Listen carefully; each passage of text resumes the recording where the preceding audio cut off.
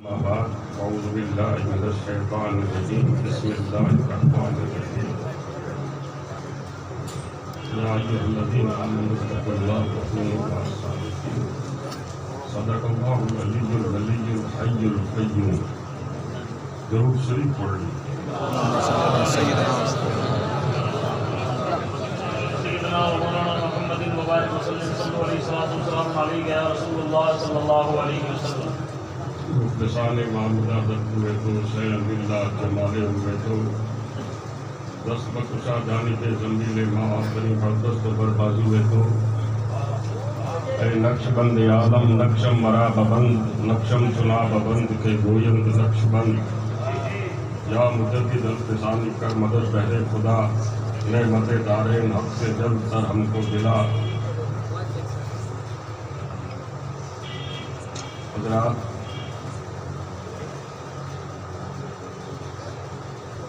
ویسے میرا آپ کے یہاں کھوکھا میں بارہا یعنی کئی بار آنا ہوا ہے، لیکن الحمدللہ اس بار جو مجمع کی کثرت اور آپ لوگوں کا جو ذوق شوق جو نظر آ رہا ہے وہ کبھی دیکھنے میں نہیں آیا. واقعی آپ حضرات کو اپنے پیر و مرشد سے صرف محبت ہی نہیں ہے بلکہ عشق ہے. اللہ تبارک و تعالی آپ کی ہماری عقیدت اور محبت اپنی بارگاہ میں قبول فرمائے. ہمارے یہاں عرس کا بزرگوں سے معمول چلا آ رہا ہے، اور صرف یہ کوئی ہم نے یا ابھی والوں نے یہ چیز چالو نہیں کی کہ 22 محرم ہے، حضرت پیر صاحب کا عرس مبارک ہے، یا اور کسی بزرگ کا کوئی دن ہے تو وہ ہم ہی لوگوں کے یہاں ان کی وفات کا دن کوئی اہمیت کا حامل ہے، بلکہ قرآن پاک اس بات کی گواہی دیتا ہے. قرآن کہتا ہے، حضرت عیسیٰ علیہ السلام کہتے ہیں، قرآن پاک نے حضرت عیسیٰ علیہ السلام نے جو کہا وہ قرآن پاک میں ریکارڈ کے طور پر محفوظ کر دیا گیا. حضرت عیسیٰ کہتے ہیں، سلام علیہ یوم ولدت، سلام ہو مجھ پر جس دن میں پیدا ہوا، وَيَوْمَ أَمُوتُ، اور جس دن میری وفات ہوگی، وَيَوْمَ أُبْعَثُ حَيًّا، اور جس دن میں حشر کے دن واپس اٹھایا جاؤں گا.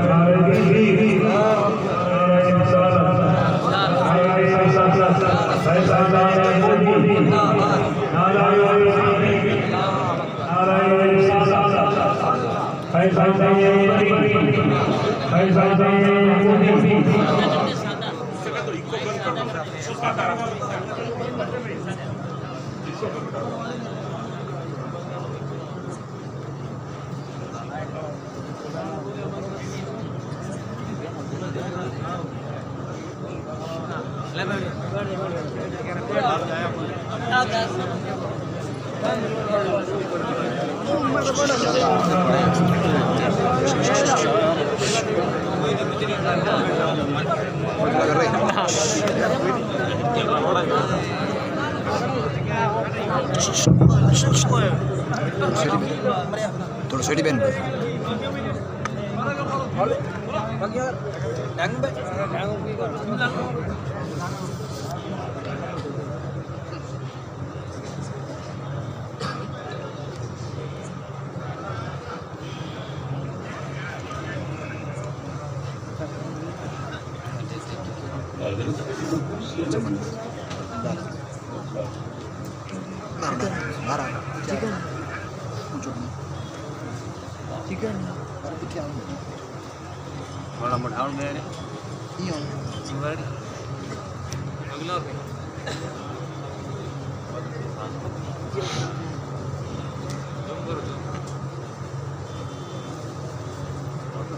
عرس کا ثبوت قرآن پاک میں بھی، بخاری شریف کی حدیث میں بھی،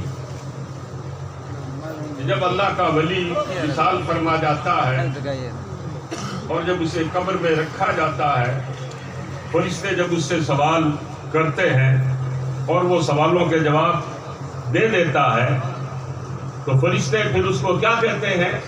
نم کا نومت العرس، ایسے سو جا جیسے پہلی رات کا دولہا سوتا ہے یا دلہن سوتی ہے۔ تو یہ عرس کا لفظ حدیث شریف سے لیا گیا اور قرآن پاک کہتا ہے یوم ولدت یوم اموت و یوم ابعث حیا۔ اور فقط یوں ہی نہیں بلکہ قرآن پاک میں ایک جگہ اور آیا ہے سلام علیہ یوم ولد، سلام ہو یحییٰ پر جس دن کے یحییٰ پیدا ہوا، و یوم یموت جس دن وفات ہوگی، و یوم یبعث حیا اور جس دن واپس یہ اٹھایا جائے گا۔ تو اللہ تبارک و تعالیٰ کے نزدیک بھی اللہ والے کی ولادت کا دن بڑا اہم ہے، اور فقط ولادت کا دن ہی اہم نہیں ہے بلکہ ان کی وفات کا دن بھی اہم ہے۔ تو ہم جو ان کی وفاتوں کا دن جو مناتے ہیں وہ ہم ادھر ادھر سے لے کر کے نہیں بلکہ ہم جو کچھ بھی لے رہے ہیں سب قرآن اور حدیث سے لیا جا رہا۔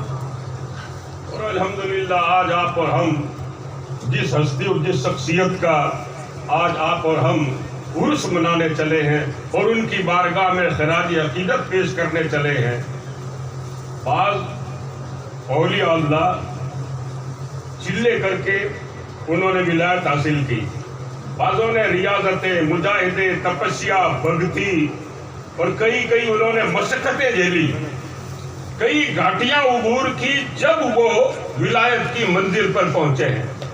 لیکن کچھ اولیاء حضور کی امت میں اس طرح کے ہیں کہ وہ ماں کے پیٹ میں ہیں اور اللہ پاک نے ولایت کا تاج پہنا دیا۔ حضور غوث اعظم رضی اللہ تعالیٰ عنہ ہیں اور حضور سرکار قطب الدین بختیار کاکی ہیں، حضور غریب نواز ہیں، بڑے بڑے اولیاء کرام کے بارے میں آیا ہے کہ وہ ماں کے شکم میں ہی ہیں اور اللہ پاک نے انہیں ولایت سے سرفراز فرما دیا۔ اور حضرات اگر آپ اور ہم حضور محمود الاولیاء کی آپ اور ہم اگر بات کریں تو محمود الاولیاء کی بات اور آپ کی ولادت پاک ابھی ہوئی نہیں ہے، اور آپ کے پیر و مرشد نے حضرت کے والد محترم کو ارشاد فرمایا کہ سید صاحب ایک شادی آپ اور کر لو۔ انہوں نے کہا حضرت میرا بڑھاپا آ گیا ہے، اب آپ مجھے حکم فرما رہے ہیں؟ کہا نہیں، آپ ایک شادی اور کرو جس سے ایک ایسا لڑکا پیدا ہوگا کہ جس کے سر پر اللہ پاک ولایت کا تاج رکھے گا، تو مادرزاد ولی ہوگا۔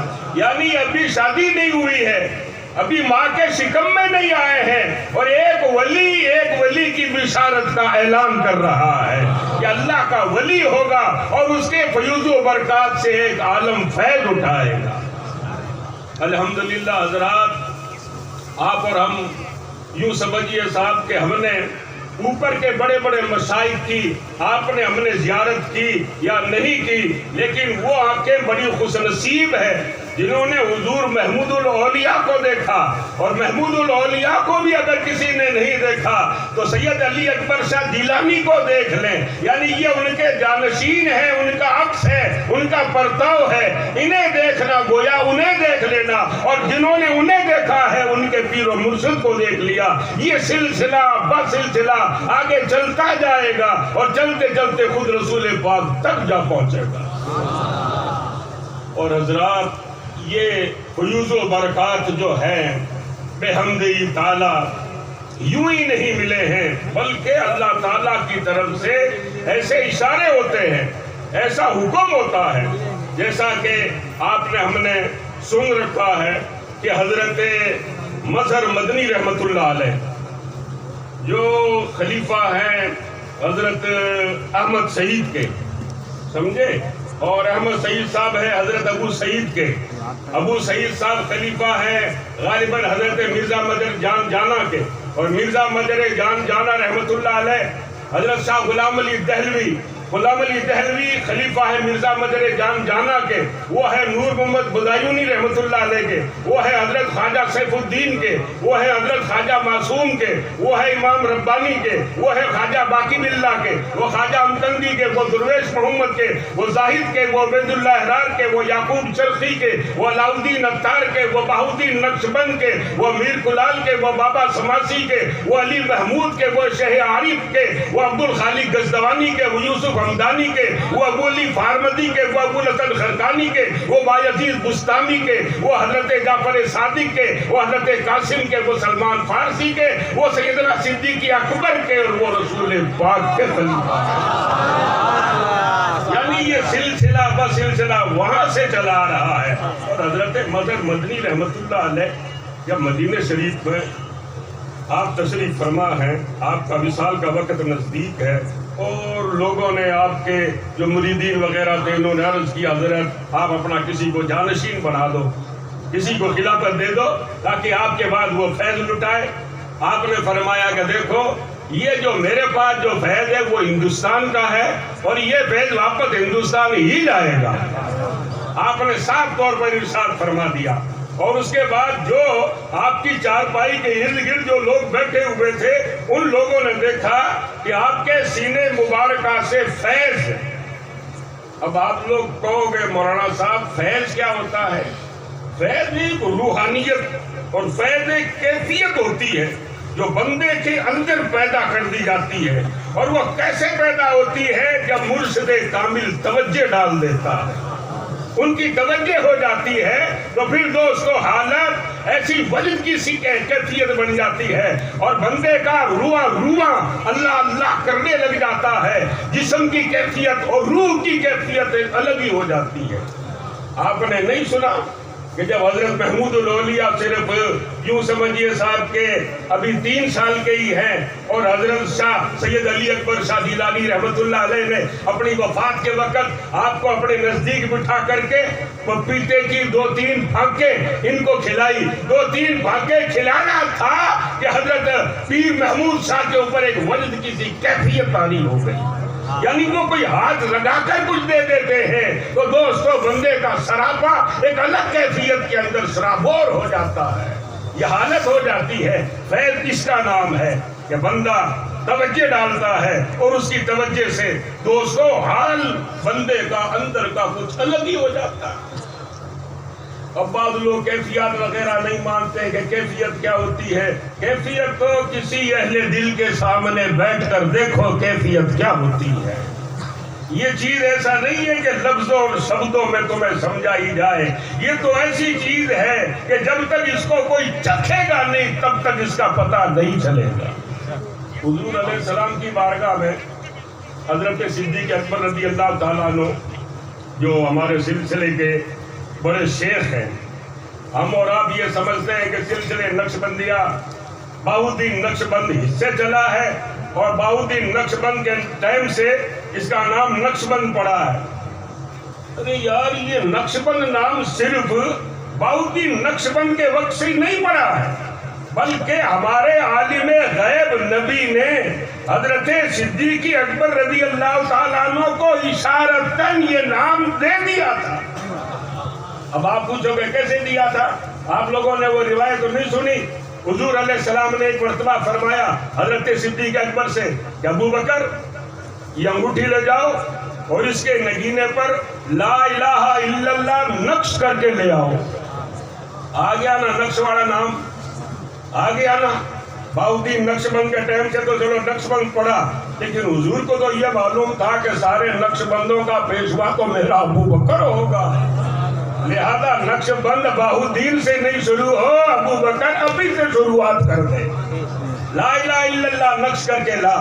ابو بکر صدیق رضی اللہ تعالیٰ عنہ گئے اور آپ نے لا الہ الا اللہ اس نگینے کو اوپر لکھوایا، اور لکھوا کر کے ابو بکر صدیق نے دل میں سوچا کہ حضور نے فرمایا لا الہ الا اللہ نقش کر کے لیا تو سرکار کا نام کیوں نہیں لکھوا دوں۔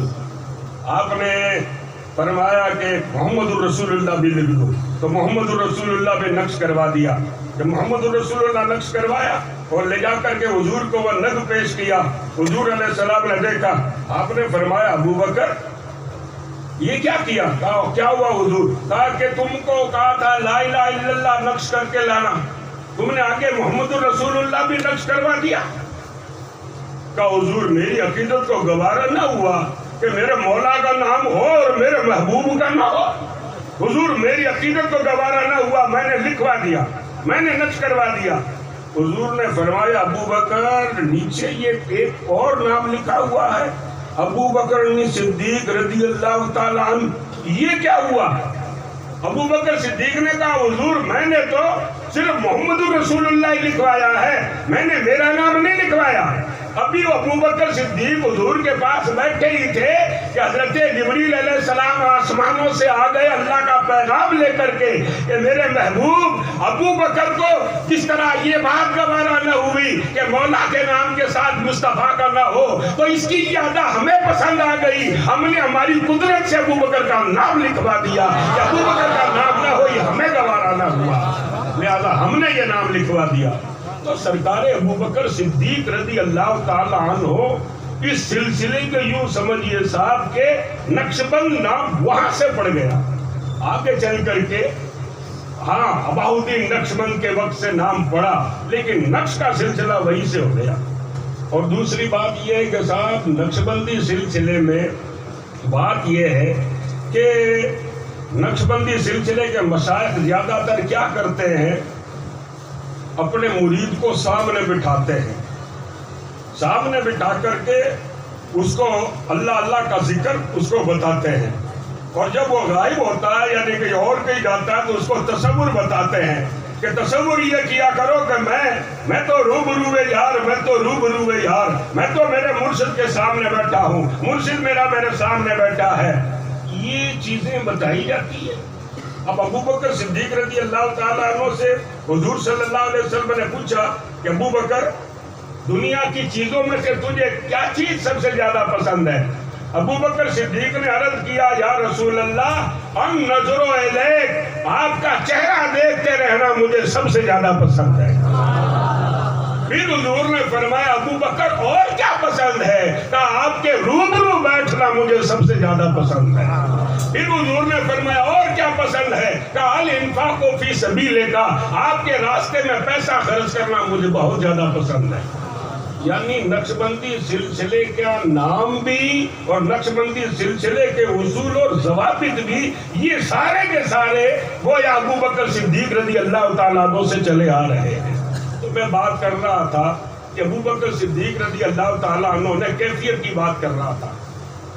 ابو بکر صدیق رضی اللہ تعالیٰ عنہ نے حضرت حنظلہ کو دیکھا، کیا دیکھا کہ حضرت حنظلہ ایک جگہ کھڑے کھڑے رو رہے ہیں۔ آپ نے فرمایا حنظلہ کیا بات ہے، رو کیوں رہا ہے؟ کہا نافقہ حنظلہ، نافقہ حنظلہ، نافقہ حنظلہ، کہا کہ حنظلہ منافق ہو گیا، حنظلہ منافق ہو گیا، حنظلہ منافق ہو گیا۔ ابو بکر صدیق نے کہا ارے یہ کیا باتیں کر رہے ہو، تم تو حضور کے صحابی ہو اور کہہ رہے ہو میں منافق ہو گیا، میں منافق ہو گیا، یہ کیا باتیں کر رہے ہو؟ انہوں نے کہا میں منافق ہو گیا۔ کہا کیسے؟ کہا کہ یوں جب حضور صلی اللہ علیہ وسلم کی ذکر کی مجلس میں بیٹھتا ہوں، حضور کے روبرو بیٹھتا ہوں، جب تو میری کیفیت کچھ اور ہوتی ہے، اور جب میں حضور کے مجلس سے اٹھ کر کے جب گھر میں آتا ہوں، بازار جاتا ہوں، تو وہ میری کیفیت ختم ہو جاتی ہے۔ اسی کو میں سمجھ رہا ہوں کہ میں منافق ہو گیا ہوں۔ آپ نے فرمایا نہیں نہیں ایسی بات نہیں ہے، حضور کے پاس چلتے ہیں، حضور سے فیصلہ کرواتے ہیں۔ گئے حضور کے پاس، الصلاۃ والسلام علیک یا رسول اللہ۔ حضور نے فرمایا وعلیکم السلام، کیا بات ابو بکر؟ عرض کیا حضور یہ حنظلہ کیا کہہ رہا؟ فرمایا بولو کیا بات ہے؟ حنظلہ نے کہا یا رسول اللہ آپ کی مجلس میں بیٹھتا ہوں، جنت کی باتیں کرتے ہو، لگتا ہے جنت میرے سامنے ہے، خدا کی باتیں کرتے ہو گویا میں مویا میرے رب کو دیکھ رہا ہوں۔ حضور دل کی کیفیت کچھ الگ ہی ہو جاتی ہے، مگر حضور جب آپ کی مجلس سے اٹھ کر کے جب جاتا ہوں تو کیفیت وہ ختم ہو جاتی ہے۔ آپ نے فرمایا حنظلہ جو کیفیت میری بارگاہ میں تمہاری رہتی ہے، اگر وہی کیفیت تمہاری گھر میں اور بازار میں اگر رہے نا تو فرشتے آ کر کے تم سے مصافحہ کرنے لگ جائیں، فرشتے تمہارے بستروں پر آ کر تم سے مصافحہ کریں۔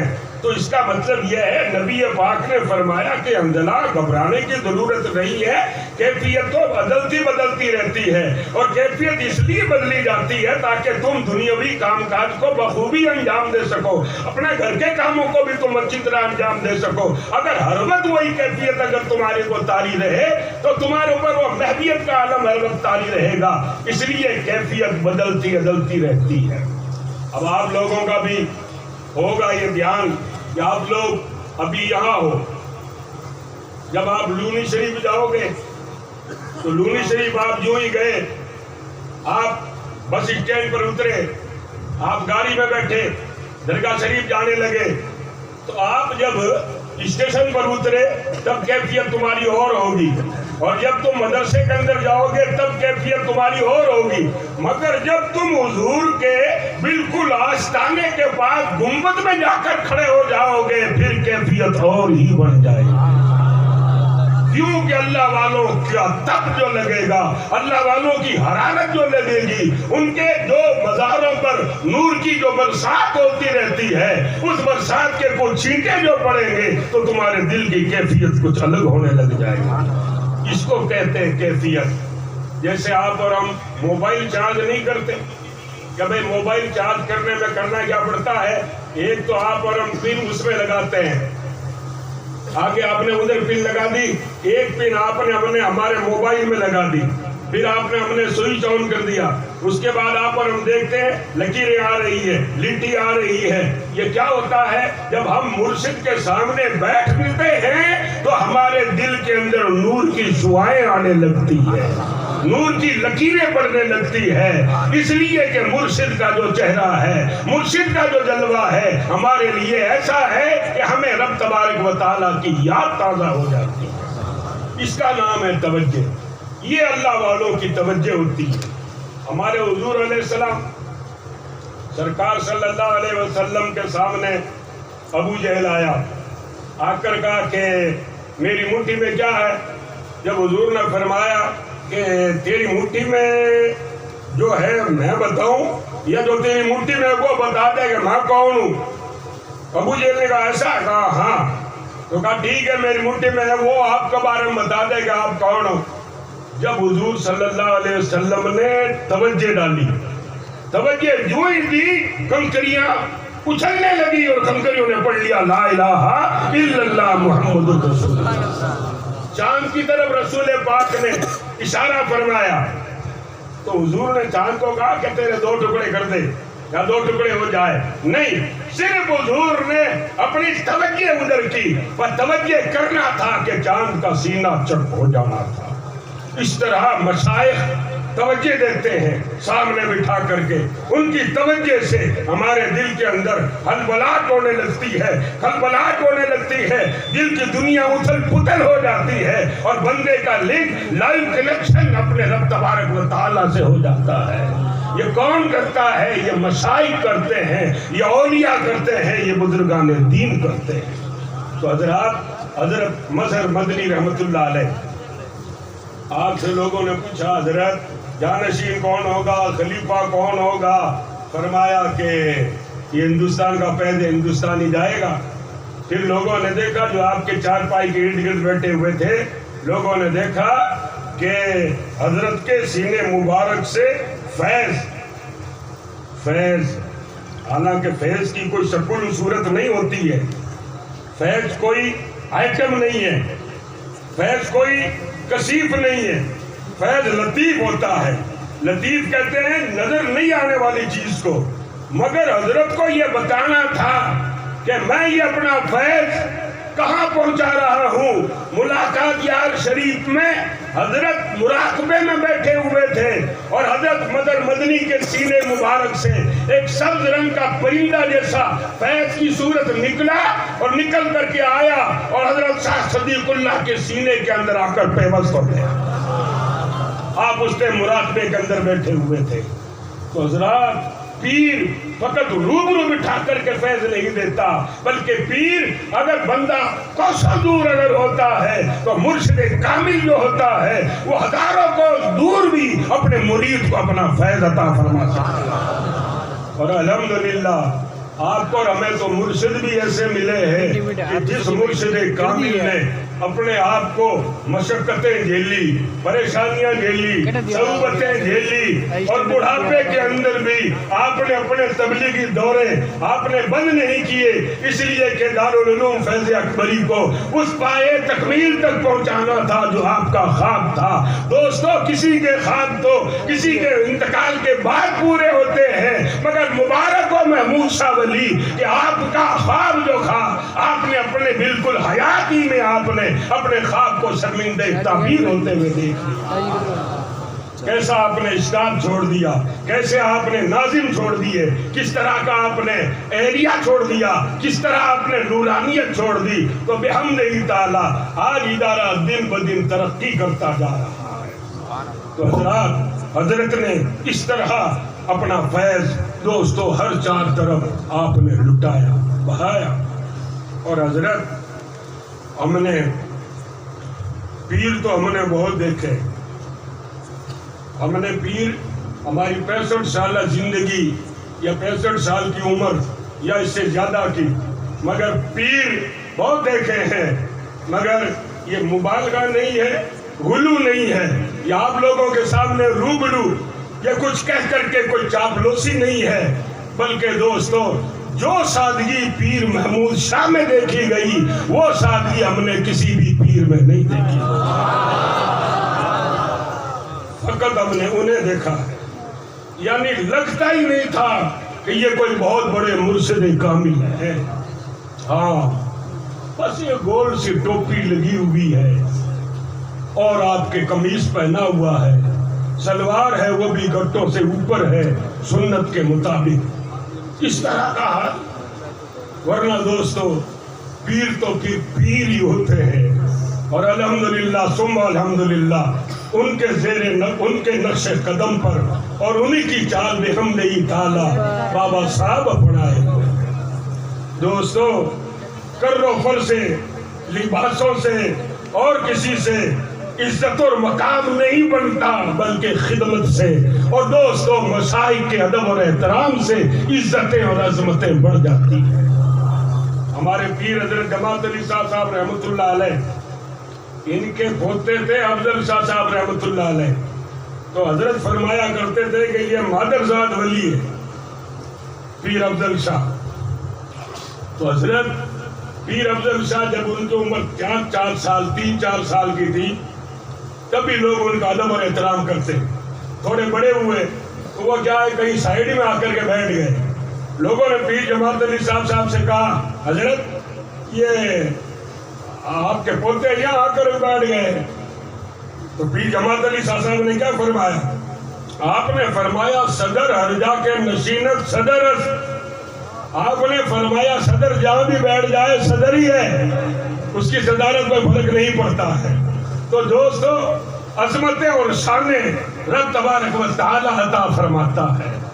تو حضرت پیر صاحب قبلہ کو اس طرح دیکھا دوست، ہم تو دارالعلوم اسحاقیہ کے جلسے میں حضرت کو دیکھتے، اور آپ لوگوں جیسی ادب اور احترام پیر و مرشد کا وہ بھی بہت کم دیکھنے میں آیا ہے، اس لیے کہ ہم نے دیکھا کہ پیر صاحب وہاں جہاں پر یہ پنکھا لگا ہوا ہے بڑے والا، پیر صاحب وہاں جیسے یہ ٹینٹ لگا ہوا ہے، پردہ لگا ہوا ہے، پیر صاحب وہاں کھڑے ہیں، اور مرید کوئی آیا تو اس مرید نے چمپل یہاں اتارے، یہاں چمپل اتار رہا ہے، اور پیر صاحب سے وہاں جا کر ننگے پیر جا کر ملاقات کر رہا ہے، مصافحہ کر رہا ہے۔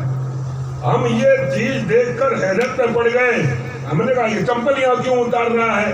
پھر دیکھا کہ پیر صاحب وہاں کھڑے اور پیر صاحب سے جا کر کے وہ مصافحہ کر رہا ہے۔ کیا رے بھائی وہ یہ ایکو تو کم کر دیا نا، ایکو ختم کر دینا۔ تو اس طرح کا ادب اور احترام حضور قبلہ پیر صاحب کا آپ حضرات کے یہاں اس طرح کا ادب اور احترام۔ اور دوستو ابھی مولانا شریف صاحب جو منقبت حضرت کی پڑھ رہے تھے، اور دیکھیے صاحب ایک بات اور عرض کرتا ہوں کہ بعض لوگوں کا یہ حال ہے کہ وہ پیر ہیں تو وہ پیر کیا صرف خانقاہ تک سمت ہے، اپنے مریدوں تک سمت ہے، اپنے حلقے تک سمت ہے، اس سے آگے نہیں ہے.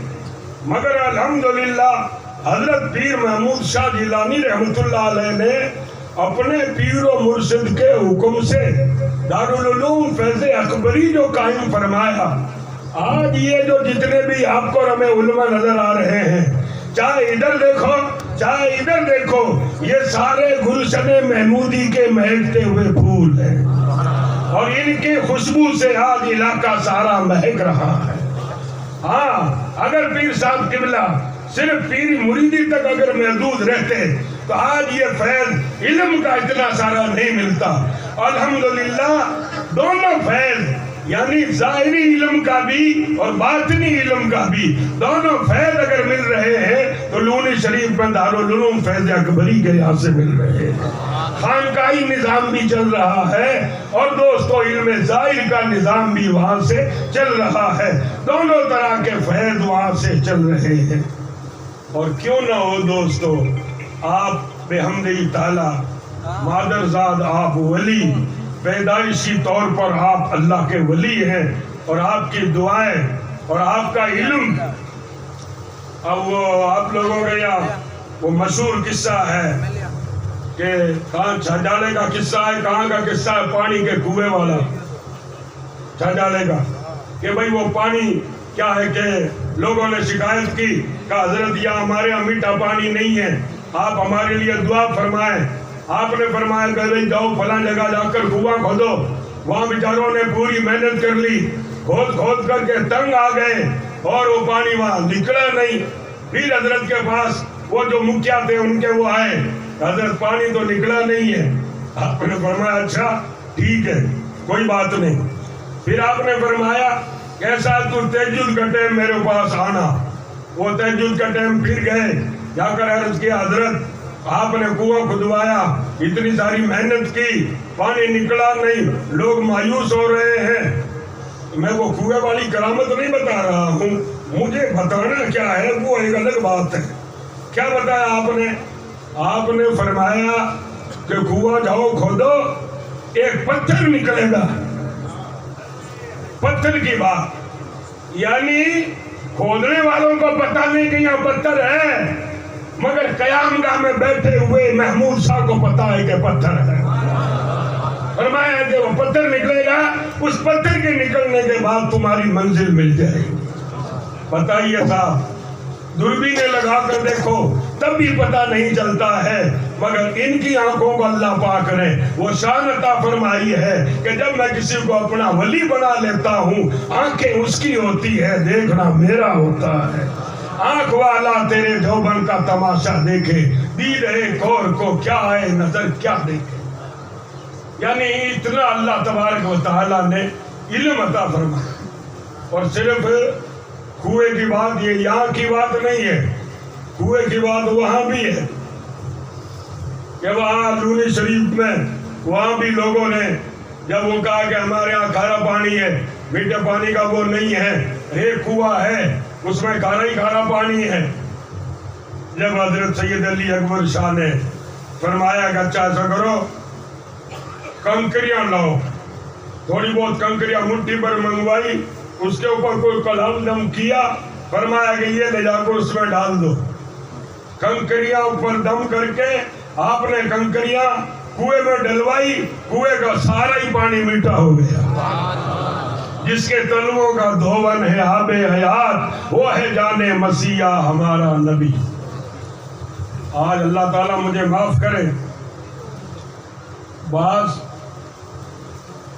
کچھ کہنے والوں نے سادات کے بارے میں کہا، نادانوں کو یہ پتہ نہیں ہے حضور علیہ السلام کی یہ حال ہے. حضور اگر کسی کھارے کنویں میں اپنا لعاب دہن ڈالتے ہیں تو وہ کنواں میٹھا بن جاتا ہے، اور ان کی آج میں بھی یہ تاثیر ہے کہ وہ لعاب دہن نہیں ڈالیں، کنکریوں پر بھی پھونک مار کر ڈلوا دیں تو وہ بھی پانی میٹھا ہو جائے. یہ رسول اللہ کی حال کا خاصہ ہے، یہ تاثیر ہے۔ اور دوسری تاثیر آپ کو دیکھنی ہے، آپ میڑا چلے جاؤ،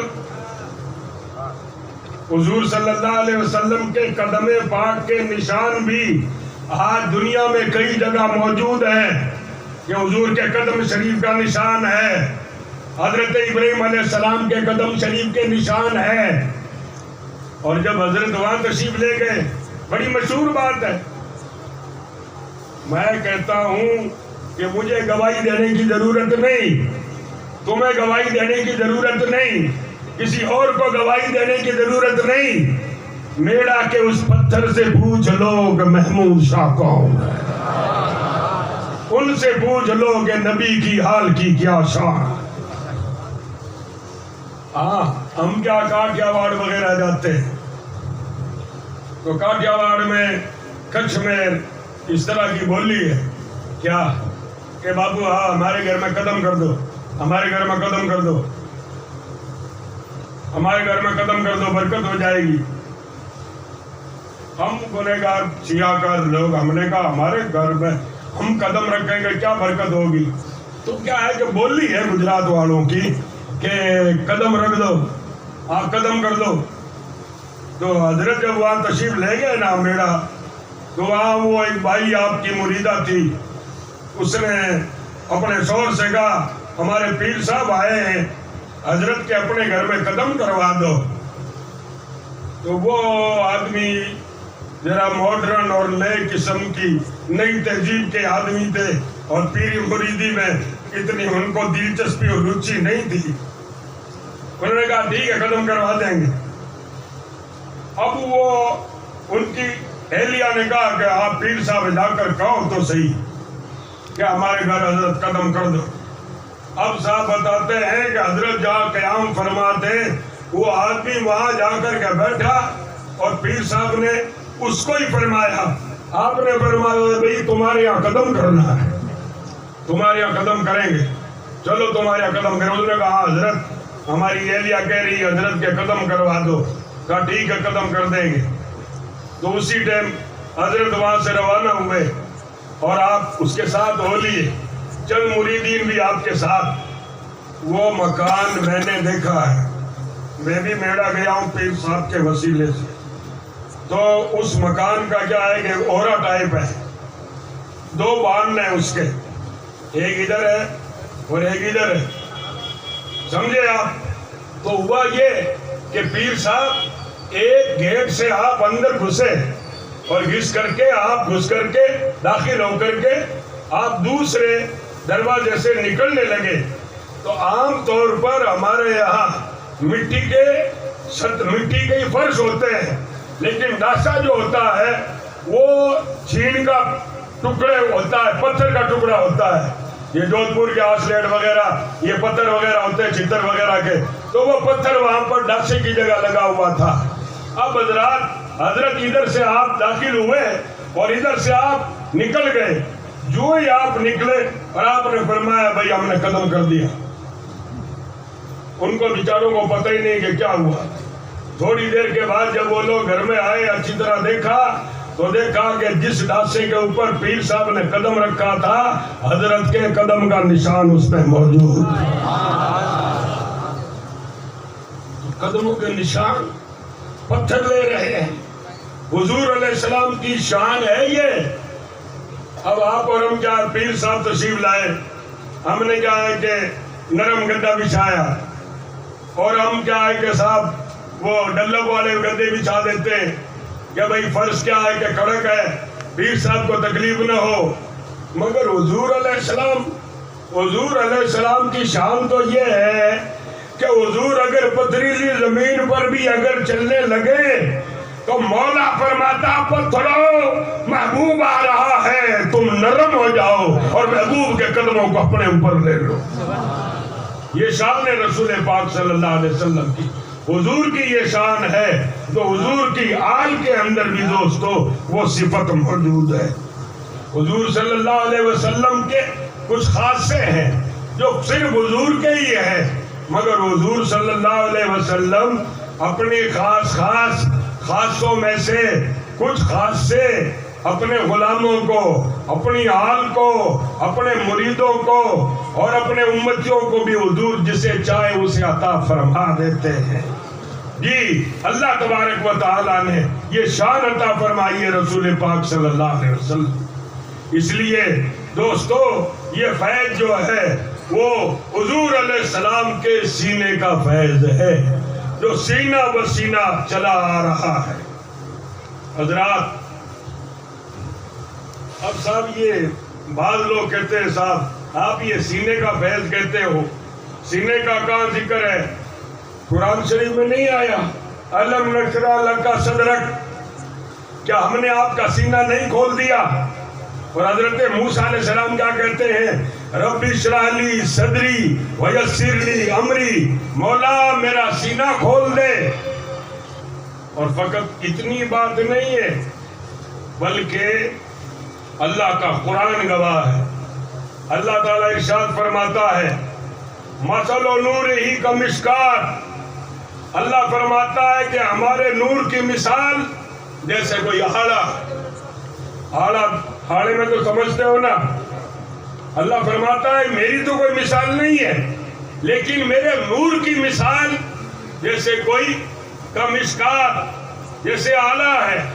اور پھر آلہ خالی آلہ ہے یا اس میں کچھ ہے؟ آگے ارشاد ربانی ہے فیہا مصباح، اس کے اندر چراغ جل رہا ہے۔ اور پھر چراغ کیسا ہے؟ المصباح فی زجاجہ، چراغ ہے اس کے اندر گولے کے اندر ہے یعنی فانوس کے اندر ہے۔ اور پھر اس زجاجہ کی کیا شان ہے؟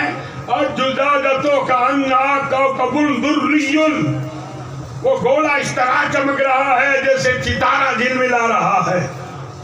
حضرت عباس، عبداللہ ابن عباس سے کسی نے پوچھا کہ یہ مشکات کیا ہے؟ قرآن شریف میں آیا ہے مثل نوری کا مشکات، مشکات کس کو کہتے ہیں؟ مشکات سے کیا مراد ہے؟ جب حضرت عبداللہ ابن عباس نے فرمایا مشکات سے مراد ولی کا سینہ ہے۔ کیا ہے؟ نبی کا سینہ اور نبی کے نائبوں کا سینہ۔ اور پھر المصباح سے کیا مراد ہے؟ المصباح سے مراد ان کا دل ہے۔ کیا ہے؟ ان کا دل۔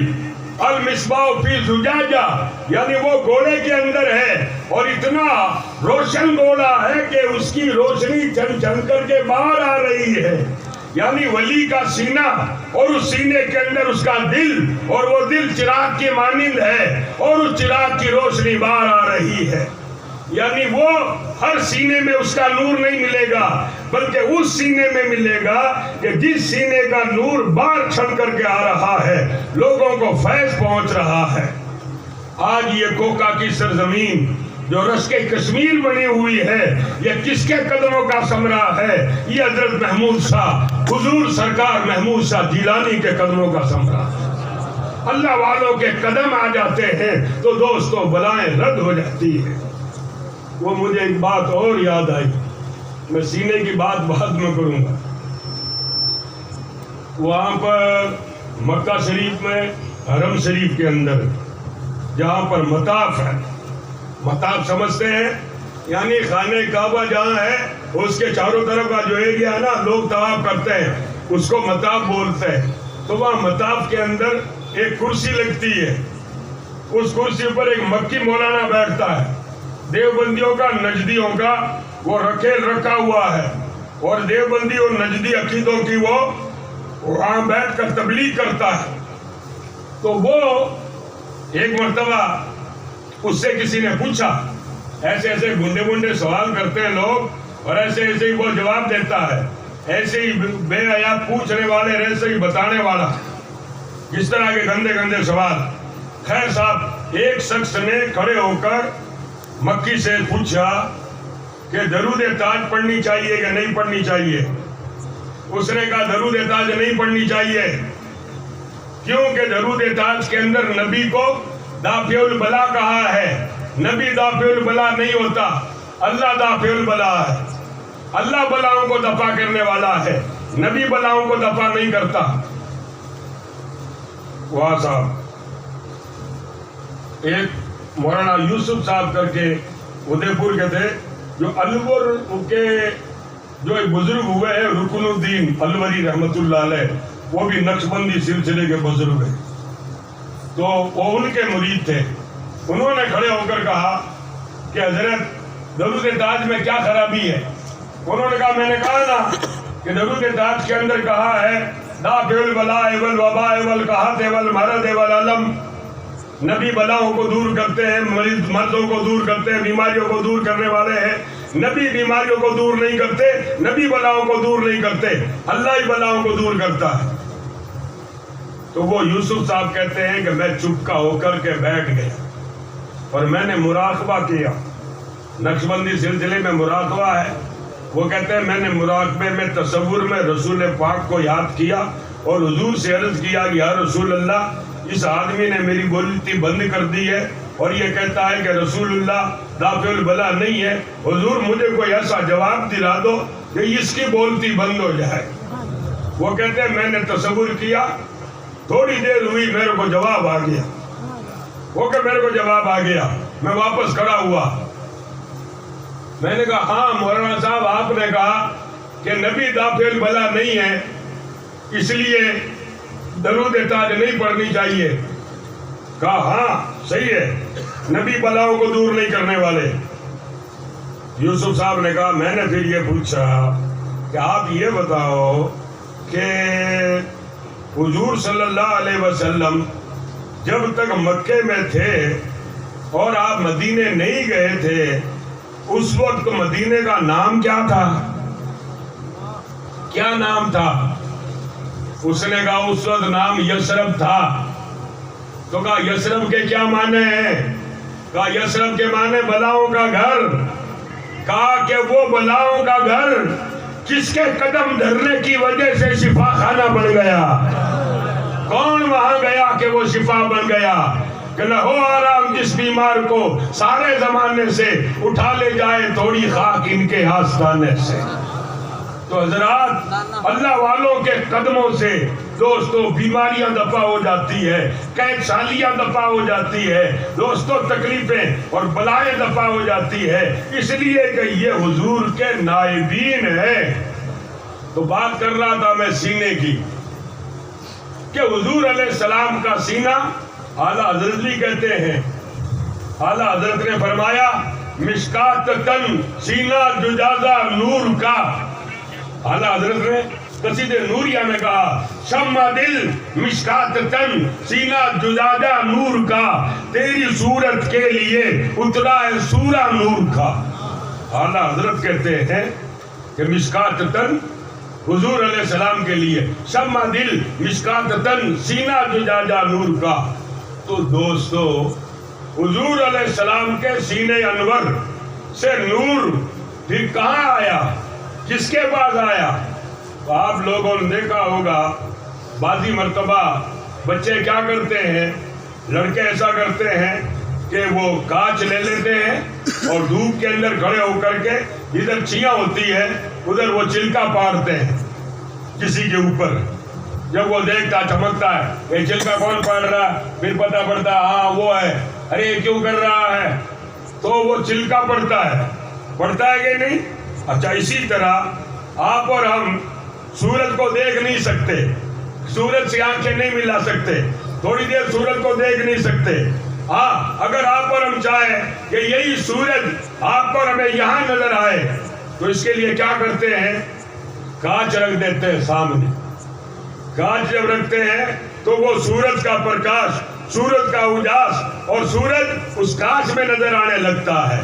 اس کے بعد پھر کیا ہوتا ہے، وہ جو کانچ سامنے ہوتا ہے اس میں سورج نظر آتا ہے اور اس کو بھی نہیں دیکھ سکتے، پھر کیا کرتے ہیں، اسی کانچ کے سامنے اسی اینگل سے، اسی زاویے سے، اسی کانچ کے سامنے ایک کانچ اور رکھتے ہیں تو وہ جو اس کانچ میں جو نظر آ رہا ہے وہ سامنے والے میں نظر آئے گا.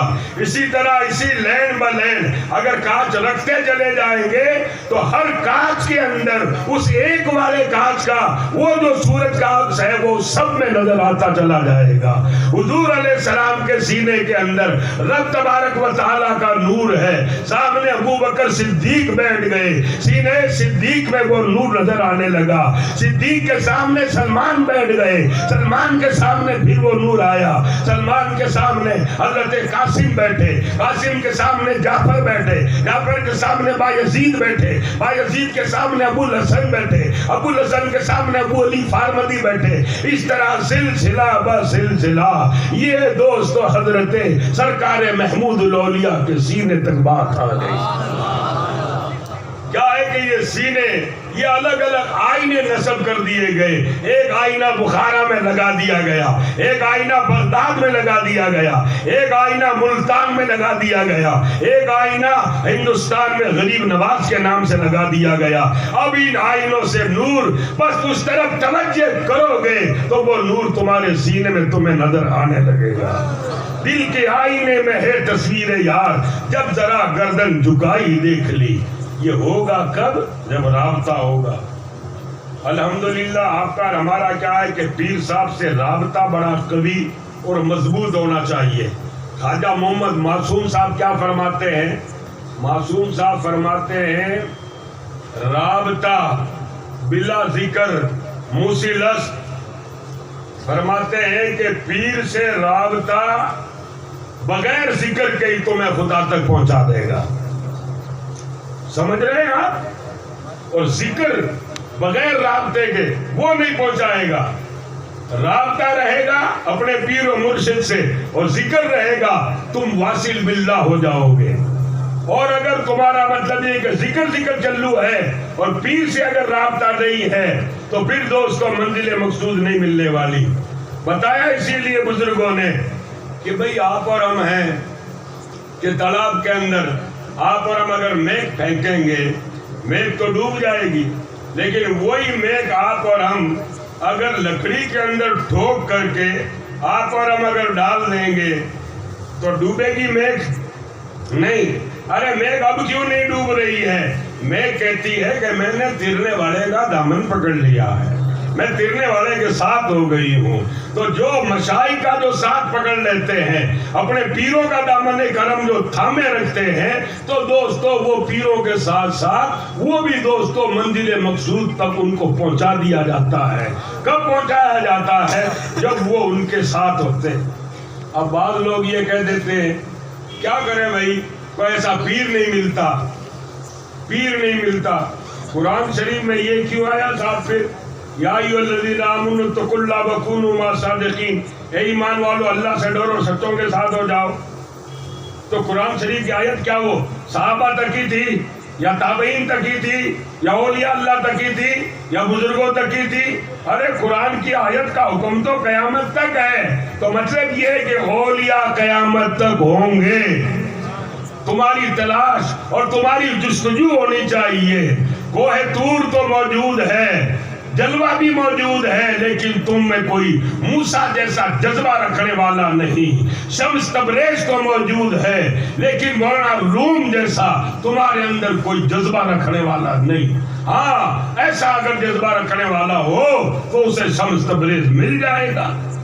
حضرت شمس تبریز رحمت اللہ علیہ, اللہ پاک سے عرض کیا مولا میرے سینے کا علم, یا اللہ کوئی ایسا سینہ ملا کہ میرے سینے کا علم اس کے سینے میں اتار سکوں اور وہ میرا علم اپنے سینے میں سمو سکے. اللہ پاک کی طرف سے اعلان ہوا کہ شمس تبریز جاؤ روم چلے جاؤ, وہاں مولانا ملیں گے. وہ صاحب وہاں آ گئے. اب صاحب وہاں مولانا روم پالکی میں سواریاں ہو رہی ہے, بڑی بڑی مسندیں لگی ہوئی ہے, بڑے بڑے گاؤں تکیے لگے ہوئے ہیں, بڑے بڑے خادم کو دام ساتھ میں ہے. مگر شمس تبریز نے جا کر کے کیا کیا؟ گئے شمس تبریز آپ کے یہاں, آپ اپنی درسگاہ میں پڑھا رہے تھے اور ڈیسک کے اوپر ایک بہت جاڑی کتاب رکھی ہوئی تھی. اس ٹائم کوئی چھاپے خانے نہیں، کوئی پریسیں نہیں، اور شمس تبریز وہاں جا کر کھڑے ہو گئے. مولانا روم کتاب پڑھا رہے، طلبہ پڑھ رہے، شمس تبریز ایک طرف بیٹھ گئے. جب کتاب پڑھا چکے تو پھر بھی مولانا روم کتاب کو ہی دیکھ رہے، کتاب ہی دیکھ رہے، ان کی طرف توجہ نہیں تھی. کیا دیکھا؟ داڑھی مبارک کے بال کچھ اس طرح الجھے ہوئے ہیں، امامہ کوئی پرانا سا بندھا ہوا ہے، اور پرانا سا کوئی کرتا پہنا ہوا ہے، درویشی ٹائپ، فقیری ٹائپ کوئی بندہ آ کر کے بیٹھا ہے درسگاہ میں. توجہ نہیں کی، کتاب پڑھ رہے تھے، دیکھ رہے تھے مولانا روم. آخر شمس تبریز نے کہا یہ چیز مولوی صاحب یہ کیا ہے؟ تو شمس تبریز نے جب کہا نا یہ کیا ہے، ان کی کتاب کی طرف اشارہ کر کے، تو مولانا روم نے اپنی علم کے جوم کے اندر کہا یہ علم ہے کہ تو نمی دانی، یہ وہ علم ہے جیسے تو نہیں جانتا ہے. اچھا، آپ مسکرائے. شمس تبریز کہا ٹھیک ہے مولوی صاحب، یہ وہ علم ہے جو ہم نہیں جانتے. ٹھیک ہے. پھر وہ کتاب دیکھنے لگے. پھر شمس تبریز نے اشارہ کیا، بھوک لے کر میں مسافر آدمی ہوں. اچھا، آپ وہ کچن کی طرف گئے، روٹی ووٹی کے لیے، کھانے وانے کے لیے ادھر گئے، جا کر کے ادھر کھانا بنوانے لگے.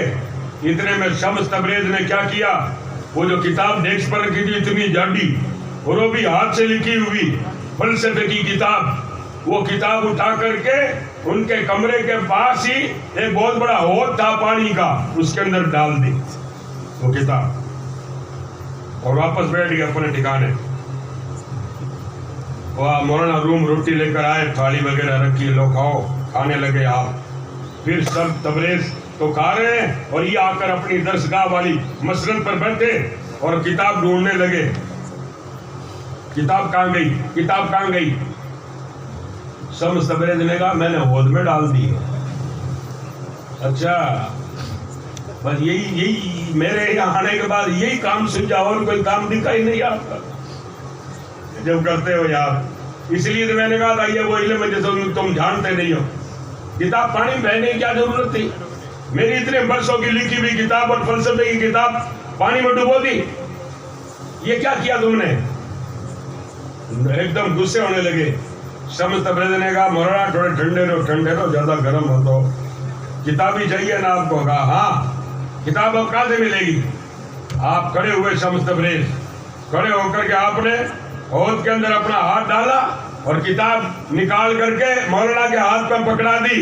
مولانا نے کتاب دیکھی، پانی کے ایک قطرے کا نشان نہیں. ایسا لگ رہا تھا جیسے کتاب کوئی خشکی سے اٹھائی گئی ہے، بالکل گیلی نہیں ہوئی، ایک دم سوکھی کتاب، پانی کا ایک قطرہ اس پر نہیں.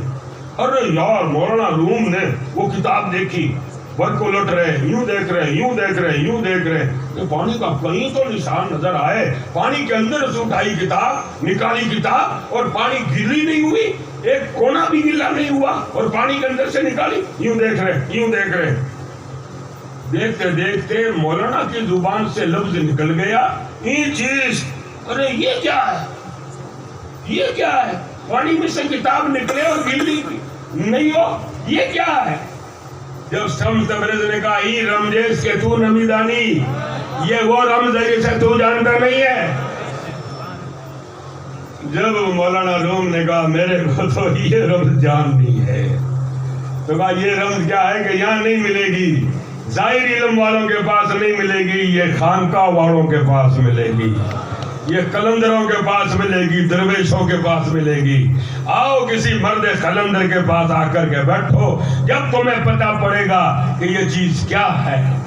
اس لیے بعض لوگ تصوف کا انکار کر بیٹھتے ہیں کہ تصوف کیا ہے، کہ یہ انہوں نے بنا لیا ہے. ارے تصوف ہم نے نہیں بنایا ہے، تصوف تو وہاں سے چلا آ رہا ہے. حضور علیہ السلام سرکار دو عالم صلی اللہ علیہ وسلم سے حضرت جبریل نے پوچھا حضرت اسلام کیا ہے؟ حضور نے ارکان بتا دیے اسلام کے، نماز روزہ زکات. کہا حضور ایمان کیا ہے؟ حضور نے فرما دی اقرار باللسان و تصدیق بالقلب، زبان سے اقرار کرنا اور دل سے تصدیق کرنا۔ اتنی بات کہنے کے بعد پھر جبریل کو چپ ہو جانا تھا، کچھ پوچھنا نہیں تھا۔ حضور ہی کہتے تھے اب کچھ مت پوچھنا، ایمان آ گیا، اسلام آ گیا، ساری باتیں آ گئی۔ مگر جبریل نے پھر کیا کہا؟ مل احسان، احسان کیا ہے؟ جب حضور نے فرمایا احسان ان تعبد اللہ کأنک تراہ، حضور نے فرمایا احسان یہ ہے کہ تو اللہ کی عبادت ایسے کرے جیسے گویا کہ تو اللہ کو دیکھ رہا ہے، اور اگر یہ تصور نہیں کر سکے تو یہ کر کہ گویا اللہ تعالیٰ تجھے دیکھ رہا ہے۔ یعنی نقشبندی سلسلے کے مشائخ کا یہی حال ہے کہ مشائخ یہی کہتے ہیں کہ تم کیا ہے کہ توجہ اب یہ رکھو کہ ہمارا مرشد ہمیں دیکھ رہا ہے، ہم ہمارے مرشد کے سامنے بیٹھے ہوئے ہیں۔ دوستو عرض کرنا یہ ہے کہ مشائخ اعظام بزرگان دین جنہیں اللہ پاک نے عظمتیں اور شان عطا فرمائی ہے اور ان کو اللہ پاک نے علم لدنی عطا فرمایا ہے، وہ علم الگ ہے۔ حضرت شاہ اسحاق رحمۃ اللہ علیہ کے بارے میں آیا ہے کہ آپ کو بڑی کتابوں کا بہت شوق تھا، جب آپ کتابیں منگاتے تھے نا تو کوئی بھی کتاب دیکھتے نہیں تھے، بلکہ کتاب سیدھی لائبریری میں رکھوا دیتے، اور جب بھی کوئی مسئلہ یا کوئی بات ہوتی تو کہتے ہیں کہ فلانی کتاب اتار لو، اس کے فلانے صفحے پر فلانی سطر پر یہ بات لکھی ہوئی ہے۔ جب لوگ اس کتاب کو دیکھتے تو وہی صفحہ ہوتا اور وہی سطر ہوتی تھی۔ دوستو یعنی کتاب کو دیکھ کر کتاب کو پی لیا کرتے تھے۔ یہ علم تھا اللہ کے ولیوں کا، یہ علم لدنی کہلاتا ہے جو براہ راست رب تبارک و تعالیٰ کی طرف سے بندے کو مل جاتا ہے۔ اللہ تعالیٰ نے ایسا علم عطا فرمایا، جبھی تو آپ نے اپنے وصال سے پہلے فرمایا کہ بھائی ہماری مونچھیں وغیرہ کم کر دو۔ لوگوں نے کہا اتنے برسوں آپ نے کم نہیں کروائی، آپ نے کہا حضور کے سامنے جانا ہے، یعنی پتہ چل جاتا اللہ کے بندے کو۔ اسی طرح وفات سے کچھ گھنٹوں پہلے حضرت نے فرما دیا کہ بھائی چاول لے آؤ، فلانا لے آؤ، وہ بکرے ذبح کرو، وہ کرو، وہ کرو، یعنی مریدین آئیں گے، وہ آئیں گے۔ یعنی انتقال کا کوئی لوگوں کو شک شبہ تک نہیں کہ حضرت کی وفات ہو جائے گی۔ ارے تمہاری نگاہیں دیکھے یا نہ دیکھے اللہ کا ولی سب دیکھ لیتا ہے۔ تو اپنی وفات کا وقت بھی معلوم، ان لوگوں کو اللہ تبارک و تعالیٰ نے ایسے علم عطا فرمائے۔ اتقوا من فراست المؤمن انہ ینظر من نور اللہ، اللہ کے ولی سے ڈرا کرو، وہ اللہ کے نور سے دیکھ لیا کرتا ہے۔ اللہ تعالیٰ آپ کو ہمیں بھلائیوں کے توفیق نصیب فرمائے، آمین ثم آمین۔